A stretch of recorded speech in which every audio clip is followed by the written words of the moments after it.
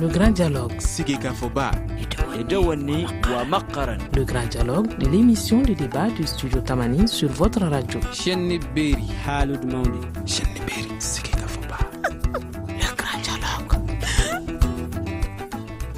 1962 à Dar es Salaam en Tanzanie que la première organisation féminine africaine a vu le jour. La Conférence des femmes africaines, CFA, devient plus tard l'Organisation panafricaine des femmes, OPF, au congrès de Dakar en 1974.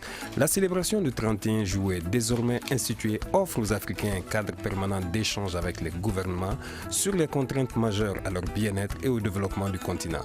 Vous l'aurez compris, mesdames et messieurs, dans ce grand dialogue, nous allons parler de la Journée panafricaine des femmes avec comme thème cette année au Mali, comment promouvoir la participation communautaire dans l'assainissement au Mali. Nos invités pour en parler sont Madame Diallo Kama Sakiliba, présidente de l'OPF, c'est l'Organisation panafricaine des femmes, Madame Dambélé Oulimatiousso, elle est présidente de la FENACOF, Fédération nationale des organisations féminines au Mali, Madame Haïdara Djeneba Haïdara, présidente du COFEM, le collectif des femmes du Mali, et Madame Niafo Nia Fatoumata Askofare du ministère de l'Environnement. Lundi 1er août 2016, je suis Ousmane Diadje Touré, Mamadou Ouattara est à la mise en onde. Le grand dialogue.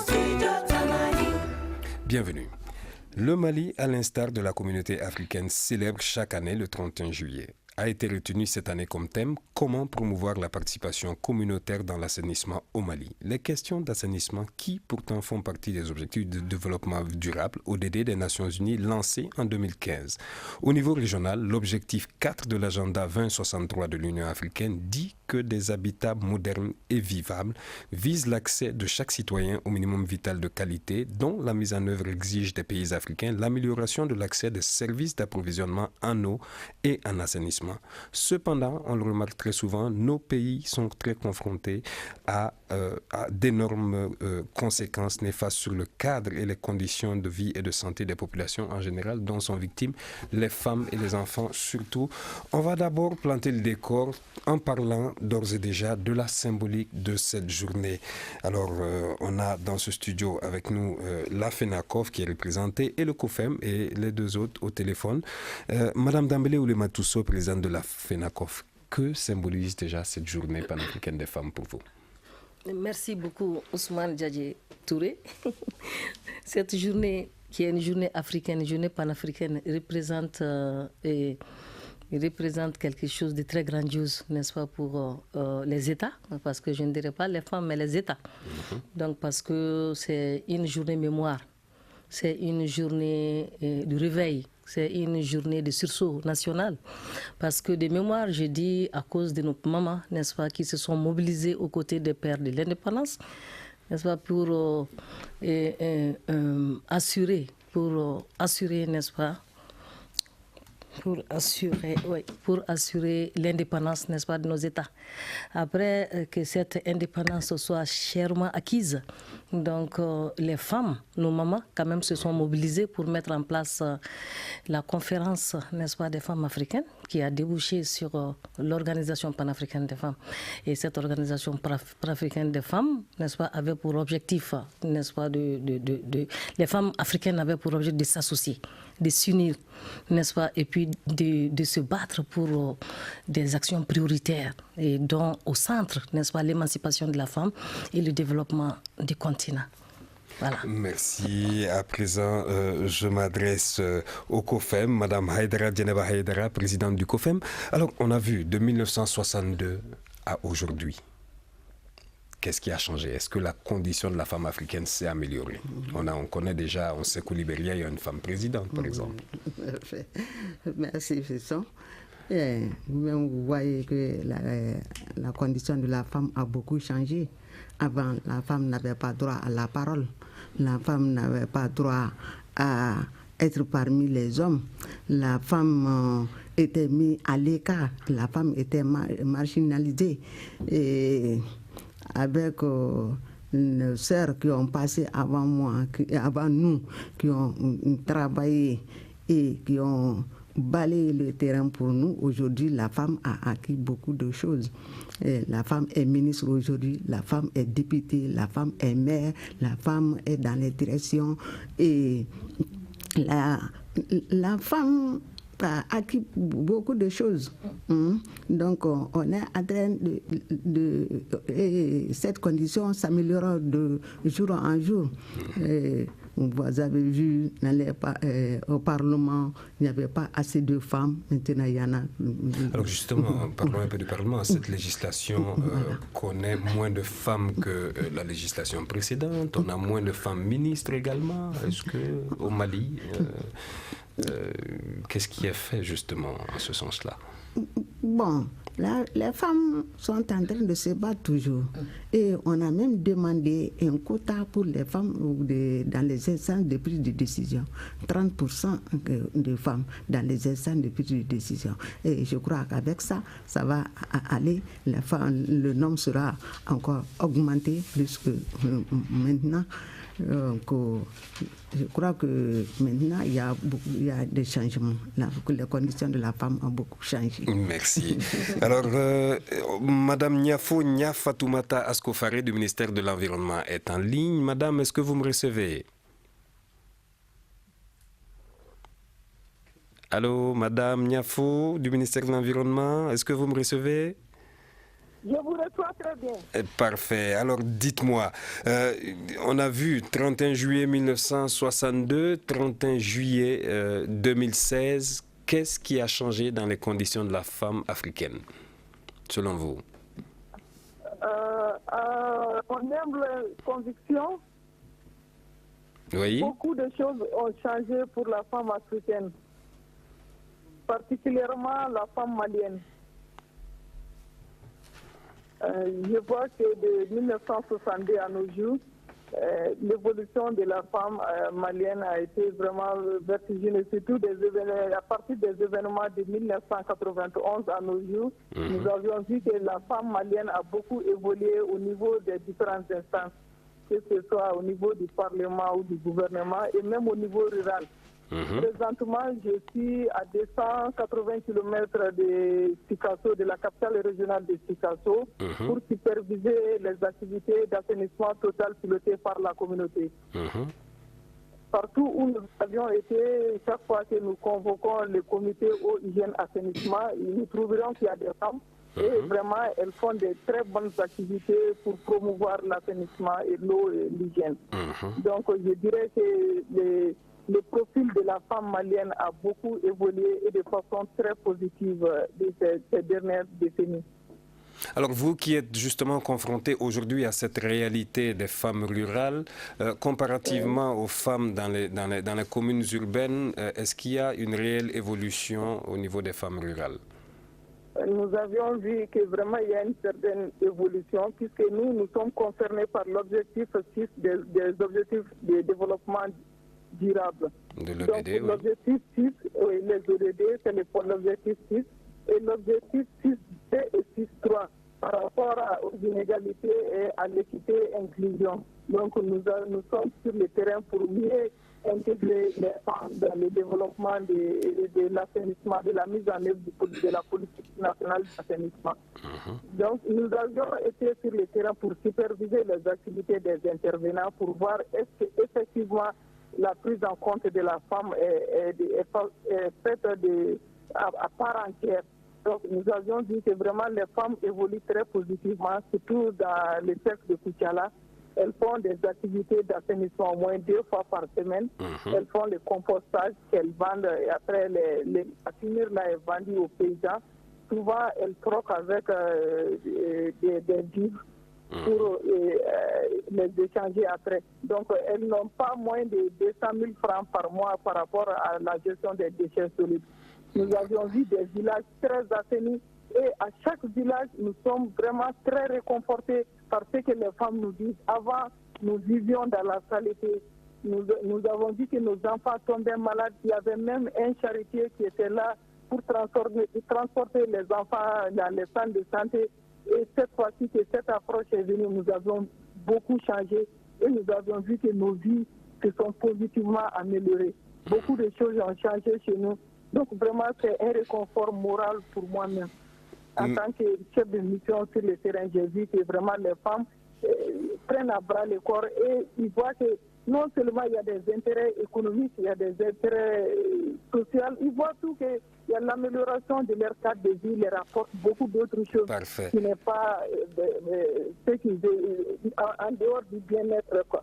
Merci Madame Asko-Faré, Madame Niafo Nia Fatoumata Asko-Faré du ministère de l'Environnement. Nous reviendrons pour parler d'assainissement encore avec le thème de cette année.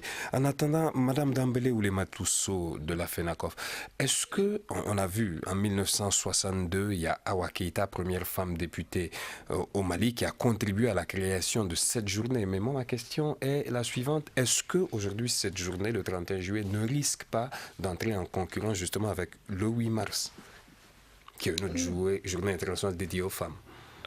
Non, pas du tout. Pas en présence quand même des femmes africaines.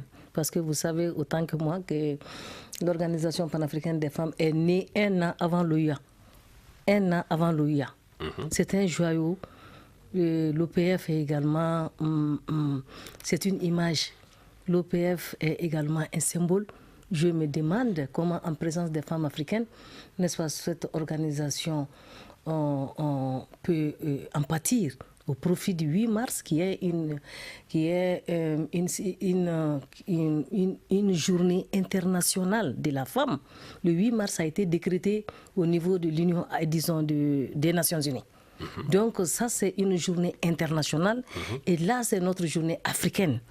Donc je me demande comment l'un peut nuire à l'autre, quoi. Ce sont des journées qui ont toutes deux leurs valeurs intrinsèques, et ce sont des journées, s'il y a une journée à laquelle la femme africaine doit tenir, c'est la panafricaine des femmes, parce que c'est une journée qui peut nous aider, n'est-ce pas, à évoluer ensemble, à aller vraiment dans un sens positif, à nous serrer, n'est-ce pas, les coudes pour contre le néocolonialisme, contre la pauvreté, n'est-ce pas, et qui se féminise. Et puis contre beaucoup de fléaux, beaucoup de maux et beaucoup de défis, n'est-ce pas, auxquels, n'est-ce pas, l'Afrique est confronté aujourd'hui. Je pense que c'est une journée mémoire, c'est une journée qui fait référence, n'est-ce pas, à nos mamans dans leur lutte contre le colonialisme, contre la libération totale de l'Afrique.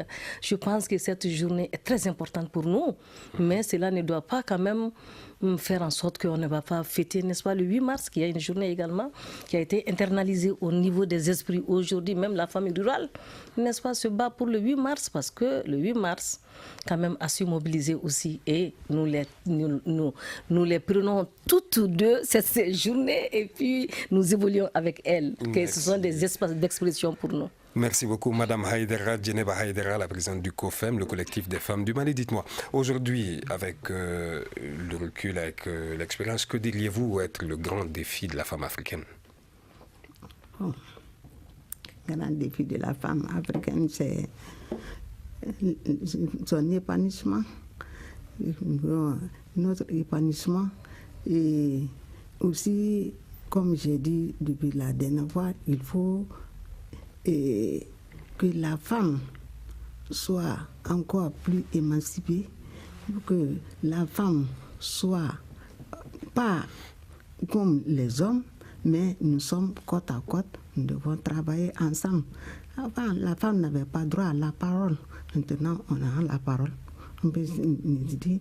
Donc, le défi qu'on veut relever, c'est toujours, surtout la pauvreté des femmes. Mais quand on regarde déjà en 1235, la charte de Kouroukan-Fougan a quand même reconnu une place importante pour la femme, qui dit dans un de ses articles qu'il ne saurait y avoir d'organisation d'hommes sans la présence de femmes, et qui à l'époque avait nommé au sein du gouvernement 7 femmes ministres. Déjà en 1235. Maintenant, le texte, il y a la loi qui le dit, il y a les textes qui disent ça, mais dans l'application, il y a des défauts. La femme n'est pas tout à fait impliquée. Et la femme a été marginalisée depuis le temps de Kouroukan-Fougan. La femme a été impliquée, mais pas autant que les hommes. Il n'y avait pas autant de femmes, autant d'hommes. C'est l'homme qui avait la parole, c'est l'homme qui était impliqué, c'est l'homme qui avait l'autorité. La femme n'avait droit à rien. On était impliqué là-dedans, mais on n'avait pas le droit. Mais les lois qu'on est en train de dire, ça existe sur papier, sur les textes. Mais dans l'application, il y a des faux. Donc le quota de 30% n'est toujours pas appliqué. Tout à fait appliqué. Ça vient, ça est en train de venir, mais ce n'est pas tout à fait appliqué. Vous-même, vous avez dit tout de suite au gouvernement, il n'y a pas autant de femmes et autant d'hommes. À l'Assemblée, il n'y a pas autant d'hommes, autant de femmes. Les 30% ne sont pas encore appliqués. Donc, on va revenir à la fin du débat pour parler de la représentativité de nos mamans, de nos sœurs. D'ici là, nous observons quelques secondes de pause et nous reviendrons continuer cette émission. Vous écoutez Studio Tamani, votre avis nous intéresse. Écrivez vos commentaires et suggestions sur la page Facebook et dialoguez avec nous. Studio Tamani, c'est aussi les réseaux sociaux. Si vous venez de vous connecter, restez avec nous. Vous suivez le grand dialogue du Studio Tamani qui parle aujourd'hui de la journée panafricaine des femmes avec le thème déjà qu'on va aborder. Sont avec nous pour cette émission-là Madame Dambélé Oulématusso, présidente de la FENACOF, Madame Haïdara Djeneba Haïdara, présidente du COFEM, le collectif des femmes du Mali, Madame Niafo Nia Fatoumata Askofare du ministère de l'Environnement qui se trouve sur le terrain. Alors, Madame Niafo, justement, parlant du thème de cette année, comment promouvoir la participation communautaire dans l'assainissement au Mali. Vous aviez déjà commencé à parler de ce qui est fait en milieu rural, là où vous vous trouvez actuellement. Mais que pensez-vous des opérations d'assainissement qui se déroulent depuis peu à Bamako, sous l'égide d'une dame également, Madame le gouverneur de Bamako, Amin Khan, qui rentre un peu dans le même cadre, puisqu'il s'agit aussi d'assainir Bamako. Ok, merci pour cette question. Je la félicite beaucoup et je l'encourage sur cette lancée. Je vois que c'est quelque chose, c'est un défi fondamental pour Bamako. Mais si tout le monde s'implique, le changement viendra. C'est une battante qui est sur le terrain et avec l'appui de tout le monde, le changement viendra. Elle seule ne pourra pas faire tout, mais s'il y a l'accompagnement des uns et des autres, surtout des femmes, ça va changer. Il y a eu beaucoup de sensibilisation, il y a eu beaucoup de pourparlers avec les acteurs à différents niveaux. Mais si la femme, Dieu dit, on dit que les femmes de Dieu, si la femme décide de changer, de faire changer, je suis très optimiste que ça va changer. Ça va beaucoup changer. Oui. Merci. Nous reviendrons oui. vers vous tout à l'heure pour d'autres questions justement concernant l'assainissement et l'environnement, le thème de cette année. Alors, Madame Dambélé Oulématusso de la FENACOF, le thème de cette année justement, assainissement, est-ce que c'est un thème qui tombe à pic dans un pays en crise quand même? Bon, merci beaucoup. Djadji, moi je pense que les thèmes se valent parce qu'en pleine crise aussi, on a besoin quand même d'assainissement, on a besoin d'hygiène pour que vraiment la santé puisse être au rendez-vous. Donc c'est pourquoi je trouve que les États ont eu quand même l'indépendance, n'est-ce pas, de choisir leurs thèmes parce qu'on a assez parlé de consolidation de la paix, de questions sécuritaires pendant quand même au cours, n'est-ce pas, des moments passés, comme par exemple le 8 mars. On a parlé de sécurité, on a parlé de participation de la femme dans les questions sécuritaires, dans la mise en œuvre de l'accord, dans ceci, dans cela. Donc aujourd'hui, c'est une thématique de développement parce que l'OPF aussi travaille sur le développement de nos États, sur le développement du continent, de nos pays respectifs, en ce sens que je pense que le thème, n'est-ce pas, de l'assainissement pour promouvoir la participation communautaire, je pense que c'est un thème qui me va bien. Et c'est un thème qui fait partie d'autres, qui est partie intégrante d'autres priorités pour le Mali. Donc, si le choix s'est porté sur ça, déjà, c'est des questions que nous portons très bien et dans lesquelles, n'est-ce pas, nous y travaillons. Donc, c'est pour cela que je dis, quand il s'agit qu'il faut essayer de changer le comportement pendant cette période cruciale, n'est-ce pas, de notre vie, de la vie de la nation. Voilà, les comportements des femmes, je vais quand même continuer pour vous dire que l'assainissement est l'apanage des femmes. Donc, s'il faut les mobiliser, n'est-ce pas, autour de leurs questions pour les remotiver, afin qu'elles puissent changer de comportement, parce que d'aucuns peuvent penser que je dois seulement assainir dans mon environnement immédiat. En ce sens qu'au niveau familial seulement, pendant qu'on est interpellé à bien de nouveau. Voilà, donc c'est pour qu'on doit aller au niveau communautaire, on doit aller au niveau national pour que vraiment notre pays puisse être Bamako, la coquette d'antan, quoi, ou le Mali, un pays quand même cité en référence, comme par exemple le Rwanda. Merci. Madame Haïdara, Djeneba Haïdara du COFEM. Alors, on a vu que les questions d'assainissement touchent également à la santé publique, notamment quand on voit que la femme et l'enfant sont les premières victimes.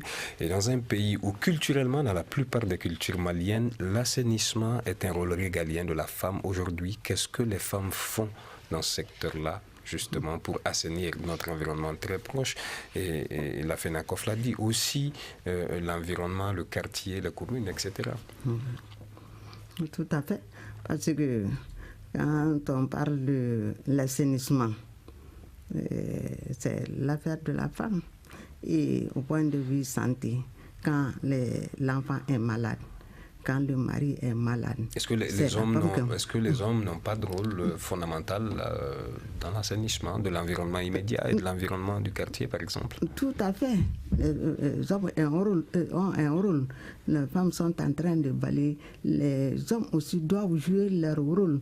Le ramassage des ordures, les hommes doivent aider les femmes sur ce point. Parce que quand ils ne le font pas, quand l'enfant est malade, quand la femme est malade, c'est eux qui sont chargés de payer les frais de l'ordonnance.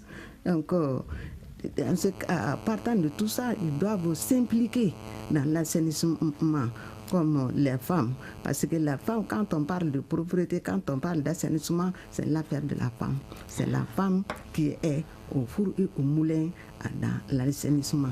C'est elle qui balaie, c'est elle qui nettoie. Un homme même qui n'a pas de femme, on ne peut pas rentrer dans sa maison. On ne peut pas rentrer dans sa maison. Pourquoi? Parce que c'est toujours sale, ça ne sent pas bon.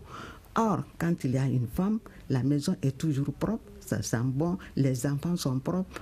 Bon, la femme est en train de faire tout ça. L'environnement est malsain. Alors, il y a la maladie. Quand il y a la maladie, c'est la femme qui souffre. Parce que c'est la femme qui ne dort pas pendant la nuit quand l'enfant est malade. Quand le mari aussi est malade, c'est la même chose. Qu'est-ce qui amène ces maladies? C'est l'environnement, la malpropreté.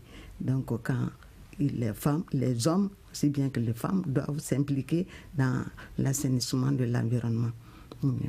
Merci. Alors, Madame Diallo Kama Sakiliba, présidente de l'OPF, vient de nous rejoindre au téléphone. Bienvenue, madame. Merci. Alors, on parlait justement de la journée panafricaine des femmes et le symbolique que ça avait pour nous. En gros, quel est ce symbole magnificent de cette journée aujourd'hui de la femme panafricaine selon l'OPF? L'OPF, qui je le rappelle, est l'Organisation panafricaine des femmes. Ok, le symbole aujourd'hui, comme vous l'avez si bien dit, nous avons placé la journée sous le signe de l'assainissement. Parce que vous voyez nos capitales régionales au niveau africain, l'insalubrité notoire qui marque nos capitales régionales sont connues au niveau régional africain. Et au Mali, le constat est là. Donc c'est pour cela que nous avons placé la journée sous le signe de l'assainissement. En demandant l'implication de toute la communauté. Parce que les ordures, c'est produit à la base, comme vous l'avez vu dans le sketch, dans certains discours. Mais quand c'est produit, il faut quelque part que ça soit évacué. C'est une chaîne. Il y a beaucoup d'acteurs qui interviennent. Ouais. Merci madame, restez connectée avec nous pour tout au long de cette émission. À présent, je m'adresse à madame Niafo Niafatoumata Skofare du ministère de l'Environnement. Madame, est-ce que vous me recevez? Oui, je vous reçois. Alors, une question cruciale d'environnement qu'on voit également dans nos capitales, c'est laquelle? C'est que quand on voit les sachets plastiques qui polluent énormément nos capitales, ces sachets qui servent aux hommes, aux femmes, à nos sœurs, à nos mères, à nos pères, qu'est-ce qui est fait? Quel est l'impact réel de ces sachets-là sur l'environnement aujourd'hui? J'avoue que ces sachets ont un impact très dégradant pour l'environnement, vu que c'est pas au Mali seulement, c'est un peu partout en Afrique. Et l'espace CEDEAO a donné des directives à tous les États de prendre une loi interdisant l'importation, la production des sachets plastiques. Ça, c'est de fait dans les pays CEDEAO. Est-ce que cette loi existe au Mali? Le Mali, à l'instar des autres, a déjà pris cette loi depuis en avril 2014. Et il y a également un décret d'application. Seulement, il y a eu un moratoire pour l'application de la loi qui devait prendre fin en avril 2015, en janvier 2015, je m'excuse. Donc, à partir de janvier 2015, il est formellement interdit l'importation des granulés qui produisent les sachets plastiques. Donc, nous avions quelques difficultés pour mieux appliquer cette loi, puisque à la frontière, nous ne sommes pas là pour contrôler ces granulés, c'est les douaniers, le cordon de la concurrence, les agents de la concurrence, du commerce et de la concurrence et les douaniers qui doivent contrôler. Il faut le matériel. Mais au-delà de cette difficulté majeure, nous, à notre niveau, à Bamako, cette année, rien que le district de Bamako, ils ont ramassé près de 6 tonnes de sachets plastiques. Il y a une ONG qui s'est engagée à les transformer en d'autres produits. Également, dans les autres capitales régionales, les directeurs régionaux et leurs agences se sont mis pour mieux sensibiliser et faire le ramassage des sachets. Alors, est-ce qu'il y a une option, par exemple, que le ministère ou l'État a offert à la place de ces sachets plastiques-là qui polluent énormément? Est-ce qu'il y a une option Il y a une option. Bientôt, nous allons faire des requêtes au niveau du budget d'État qui va être bientôt. L'arbitrage ministériel sera fait à la fin de ce mois. Et il y a déjà un acquis pour faire acquérir du matériel de contrôle des granulés, puisque les commerçants qui importent ces granulés disent nous allons les importer pour faire des tuyaux, PCV, ceci, cela. Mais s'il y a une machine qui peut contrôler à l'entrée ces granulés, c'est plus facile de les interdire, d'interdire même l'importation. Donc quelque chose qui n'est pas produit sur place, c'est facile de minimiser l'impact. Merci beaucoup. Sinon, tous les pays de la CEDEAO ont cette loi et ils l'appliquent progressivement. D'accord, merci beaucoup madame. Restez avec nous, madame Dambélé Ouloumatousso de la FENACOF.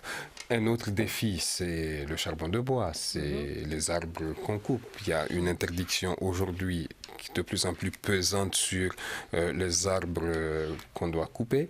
Et quand on voit l'accès au gaz, le coût du gaz butane qui est encore élevé pour beaucoup de ménages, pourquoi les femmes ne s'impliquent pas davantage dans la promotion du foyer amélioré, par exemple, qui est une option d'échange? Merci beaucoup. Je crois que depuis bien avant même la démocratie, l'avènement de la démocratie au Mali, les femmes étaient déjà dans les foyers en banco. On confectionnait les foyers en banco sous la houlette, n'est-ce pas, du ministère de l'Environnement. Moi, je pense que nous sommes un pays, n'est-ce pas, en développement où les femmes sont en marge. N'est-ce pas, par rapport à cet état de fait, les sensibilisations doivent être soutenues, ainsi que les moyens qu'on accorde, n'est-ce pas, aux différents domaines. Et je me souviens encore, avant que le gaz butane n'ait atteint quand même ce prix, on avait fait un plaidoyer au niveau du ministère, et le ministre des Finances à l'époque, Tiena Koulibaly, on avait fait un plaidoyer pour que ça puisse rester. Mais moi, je pense qu'ils avaient un problème de gestion criarde qui a fait en sorte qu'ils n'ont pas pu soutenir la subvention. Donc, ce qui fait que les femmes le veulent bien parce que c'est les femmes qui font la cuisine. Mais les femmes ne peuvent le faire sans une volonté politique. Les femmes ne peuvent le faire sans un soutien. Les femmes ne peuvent le faire sans un accompagnement. Voilà tout le problème. Et parce que les femmes, on est non seulement sujet, mais on est également acteurs, actrices de développement. Et je pense qu'il faut que vraiment qu'on nous coche de manière à ce que vraiment on puisse assumer ça fait appel un peu à la pérennisation même des projets, quoi. La pérennisation et la durabilité des projets posent assez de problèmes au Mali, quoi, parce qu'il y a eu tellement de projets allant dans le sens de la protection de l'environnement, allant dans le sens des énergies renouvelables, allant dans le sens des énergies de substitution, comme par exemple les briquettes combustibles. Moi-même, j'ai fait la vulgarisation de briquettes combustibles à base de poussière de charbon, mais ça n'est rien n'est périn au Mali. C'est là tout le problème. Donc moi, j'interpelle quand même les techniciens, j'interpelle quand même les porteurs de projets, les chargés de projets, les responsables de projets, pour que vraiment ils développent cet aspect de pérennisation, de durabilité de projets, d'appropriation de projets par les bénéficiaires. Merci madame, on a compris. Quelques secondes de pause, nous reviendrons continuer cette émission. Une réaction, un avis, un commentaire. Réagissez sur la page Facebook de Studio Tamani et restez connectés avec nous. Studio Tamani sur les réseaux sociaux pour vous faire entendre. Elle représente plus de la moitié de l'humanité, également 70% environ des femmes, des terriens les plus pauvres. Elles, ce sont bien sûr les femmes, les premières victimes du changement climatique, mais elles sont aussi des actrices incontournables pour inverser cette tendance-là. Alors, aujourd'hui, Madame Haïdara, Djenaba Haïdara du COFEM, comment est-ce qu'on peut faire au Mali pour mieux prendre en compte les questions genre? Qu'est-ce qu'il faut faire? Bon, comme je vous dis, dans les projets et programmes, il faut prendre en compte les genres, pour que les genres soient dans tous les programmes et projets. Le genre. Et il faut la sensibilisation, il faut la formation, il faut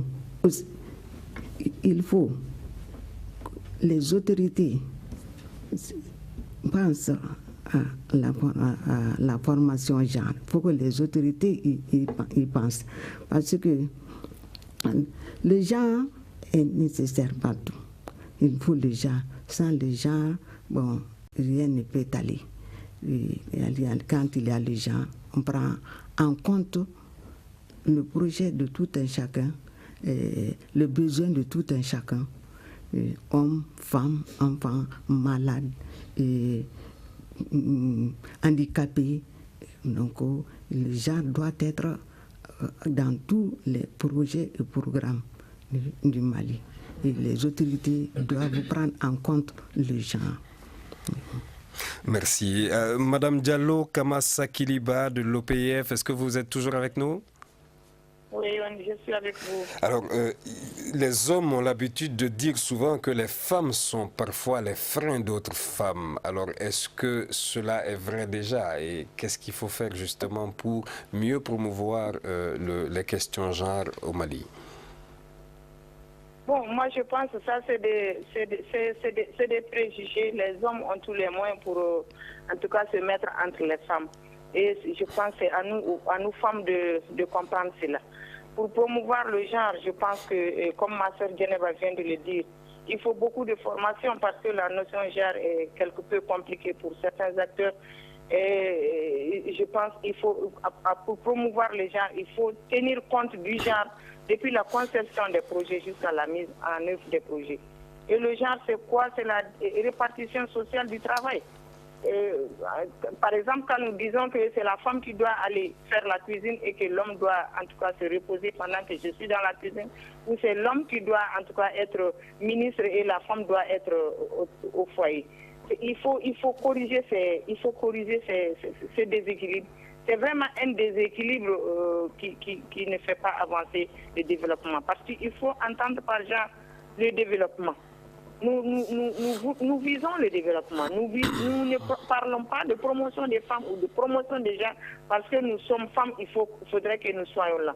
Nous parlons de promotion de la femme parce que nous constituons plus de la moitié de la population, en tout cas, et nous sommes les plus vulnérables, les plus marginalisés.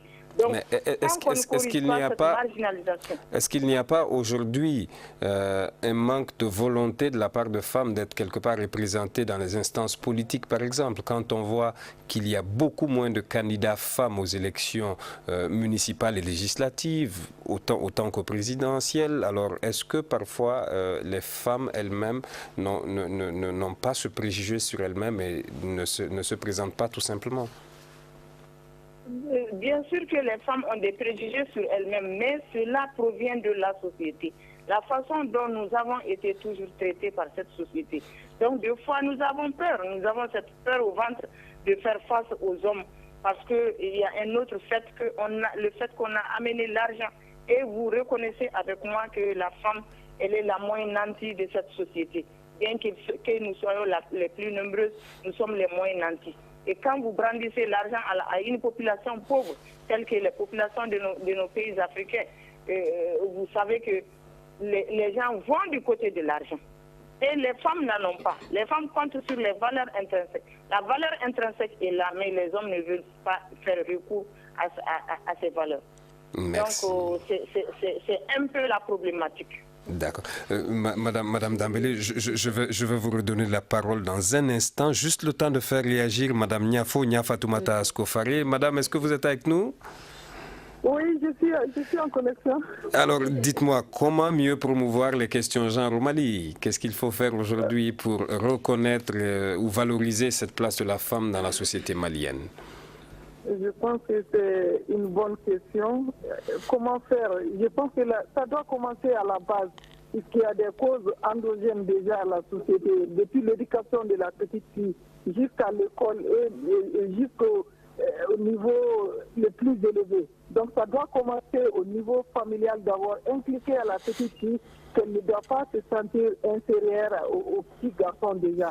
Déjà lui faire comprendre quel peut être son rôle, qu'elle a le même, la rassuré par rapport à sa personne même.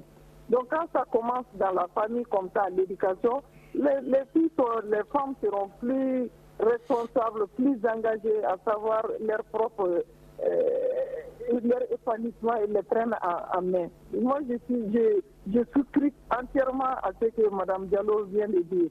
Comme vous l'avez dit, les femmes veulent s'affirmer.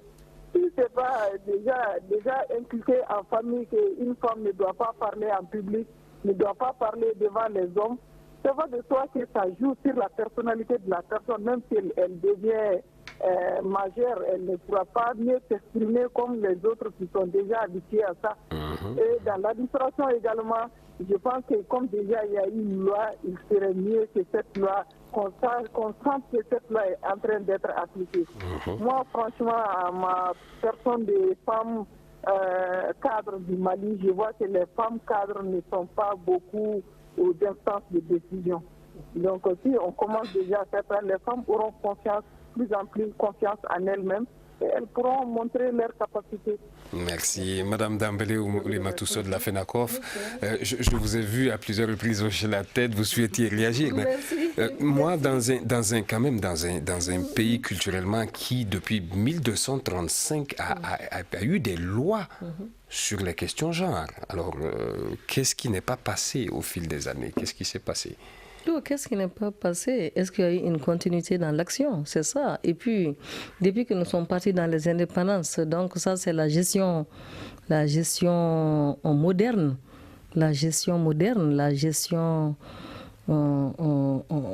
Nous avons commencé avec la gestion française, la gouvernance française. Donc en fait, moi je pense que pour booster quand même cette question du genre, il faut s'attaquer au B.A.B.A. Pour moi, le B.A.B.A, c'est le volet social. Et le volet social, c'est l'éducation. Si une personne est éduquée, personne ne peut l'empêcher, avec cette ère de démocratie, personne ne peut l'empêcher, par exemple, de s'exprimer. Personne ne peut l'empêcher quand même d'écrire dans les journaux. Personne ne peut l'empêcher d'interpeller, de dénoncer. Et surtout dans nos organisations, ce sont des pratiques que nous menons. Ça, c'est le premier aspect. Le deuxième aspect, moi j'adhère à ce qu'elles ont dit parce qu'il faut une rigueur dans l'application des lois et des politiques. Tout est dit dans nos documents de loi et de politique là. Le genre est pris en compte de façon quand même très pointue. Alors, par exemple, dans certaines politiques, comme la loi d'orientation agricole. C'est la loi la plus genrée même du Mali. Mais on ne l'applique pas. En fait, c'est les hommes qui ont toujours... Qu'est-ce qui empêche justement cette application-là? Moi, je pense qu'on est dans un manque de rigueur. Dans un manque de rigueur, et puis le suivi-contrôle n'est pas assuré, pour qu'on sache que vraiment, ce n'est pas exécuté. Et il y a cet aspect, il y a également à combattre les stéréotypes sexistes. Madame l'a déjà dit, dans la famille déjà, il faut qu'on sache comment on doit élever nos enfants, en les mettant, n'est-ce pas, sous le même pied d'égalité. Les garçons ne font pas la cuisine ici, mais s'ils vont étudier à l'extérieur, ils font la cuisine. Autant les apprendre depuis ici. Alors, le réalisateur de l'émission, Ayouba Sow, le disait tout à l'heure. Est-ce qu'il n'y a pas un problème de ressources humaines du côté des femmes? Est-ce que c'est une Non, mais c'est national. C'est pas seulement du côté des femmes, mais les ressources humaines, c'est à tous les niveaux, on est médiocre. Mais est-ce qu'il n'y a pas moins de femmes cadres que d'hommes, par exemple? Oui, bien sûr, mais cela n'empêche vraiment, si les papas jouent leur fonction d'égalité de genre, mais on ne serait pas à ce niveau. Mais pour parer à tout ça, il faut en dessous de tout ça une volonté politique, n'est-ce pas, qui va procéder à des discriminations, discriminations positives pour que vraiment on puisse évoluer. Parce que madame l'a dit, il y a tellement le peu de femmes cadres là n'arrivent pas à s'insérer dans le corpus professionnel. N'est pas aux décisions. Comment on peut, n'est-ce pas, faire tache d'huile si on n'est pas aux décisions? C'est là tout le problème. Donc, l'éducation familiale, après l'éducation familiale, il faut une rigueur dans l'application des lois. Après ça, il faut s'appuyer sur le volet social parce que l'éducation et la formation des femmes est en dessous vraiment des normes escomptées. Donc voilà pourquoi je pense que maintenant l'autre aspect, les questions d'accès aux services sociaux de base, comme par exemple l'eau, comme par exemple l'énergie aussi, peuvent également aménager les heures de travail de la femme, son calendrier. Parce que le calendrier est tellement surchargé, c'est la femme qui s'occupe de toute la maison. Tout le monde s'en va, c'est elle qui reste à la maison pour préparer, pour s'occuper de tout le monde. Il faut alléger ses tâches domestiques pour qu'elle puisse avoir le temps pour renforcer ses capacités, elle puisse avoir le temps pour faire l'alphabétisation, qu'elle puisse avoir le temps, la petite fille puisse avoir le temps, n'est-ce pas, de partir à l'école, de continuer l'école et puis d'aller dans les universités. Et sans cela, ce n'est pas évident que vraiment les femmes puissent voir le bout du tunnel. Merci. Alors, Madame Diallo Kama-Sakiliba, présidente de l'OPF, est-ce que d'autres régions ont bénéficié du même cérémonial qu'il y a eu aujourd'hui à Bamako? Est-ce que les femmes dans les autres régions ont pu avoir aussi leur lot de cérémonies, leur lot d'actions femmes aujourd'hui? Très rapidement. Évidemment, la fête au niveau de chaque pays, elle est nationale. Disons, la fête, elle est africaine. Donc, tous les pays à leur niveau sont en train de célébrer la panafricaine. Alors, je veux dire, au Mali, par exemple, est-ce qu'il n'y a qu'à Bamako qui a eu des cérémonies? Non, la cérémonie a eu lieu dans toutes les régions du Mali. La fête, elle est nationale et dans les régions, elle se célèbre sous la houlette des gouverneurs des régions en relation avec les directions nationales, les directions régionales en charge de la promotion de la femme. Donc, elle est nationale. Merci, nous sommes au terme de cette émission. Merci à vous, chers auditeurs, de l'avoir suivi. Merci aux invités, toutes les dames. Merci, mesdames, vous nous avez fait l'honneur d'être là. Il s'agit de Madame Diallo Kama-Sakiliba, présidente de l'OPF, l'Organisation panafricaine des femmes. Madame Dambélé Oulema Tousso, présidente de la FENACOF. Madame Haïdara Djeneba Haïdara, présidente du COFEM, collectif des femmes du Mali. Madame Niafo Fatoumata Askofare, du ministère de l'Environnement. Cette émission a été réalisée par Ayouba Sow. Mamadou Ouattara a assuré la technique, Gagny Kanté était à la régie vidéo. Je suis Ousmane Diadé Touré, merci et à demain pour une autre émission. Le grand dialogue. Le grand dialogue de l'émission de débat du studio Tamani sur votre radio.